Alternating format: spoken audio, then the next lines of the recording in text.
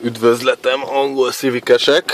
Na, tehát nekem van egy ABS hibám, folyamatosan ég az ABS lámpám, úgyhogy megmutatom nektek, hogy kell kiolvasni a hibakódot ezzel a kivillagtatós módszerrel.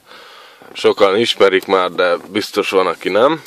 Lényeg, kesztyűtartót ki kell szedni, két csavar tartja alul, ott vannak a helyek, tehát ennyi az egész. És itt oldalt volt ez a kis két csatlakozó, innen kell kivenni. Ahogy látjátok, van egy két lyukas, meg van egy 5 lyukas. A két lyukas akkor kell, hogyha check engine van, tehát hogyha motorhiba jelet mutat a gépezet, akkor ebbe kell rakni a drótot, tehát ugye értelemszerűen két lyukas, úgyhogy azt a kettőt kell szépen rövidre zárni.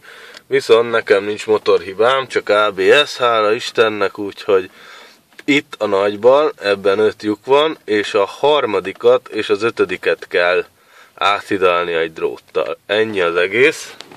És mutatom is, ráadjuk a gyújtást, de nem indítjuk el a motort. El is aludt az ABS-em, és most kezdi. Egy hosszú, és 7 rövid.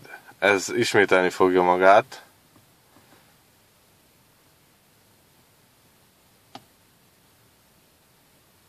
Ugyanaz. Hogyha több hibátok van, akkor egymás után fogja csinálni, és utána, ha végigért, akkor megint kezdi előről.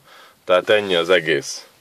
Meg kell nézni neten, leírásba ott a link, hogy mik a hibakódok. Nekem ez a 17-es most, tehát egy hosszú 10-et ér, egy rövid 1-et ér.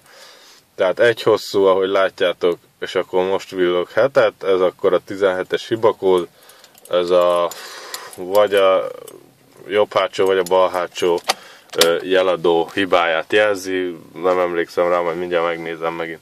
Úgyhogy ennyi az egész. Remélem segítettem, sziasztok!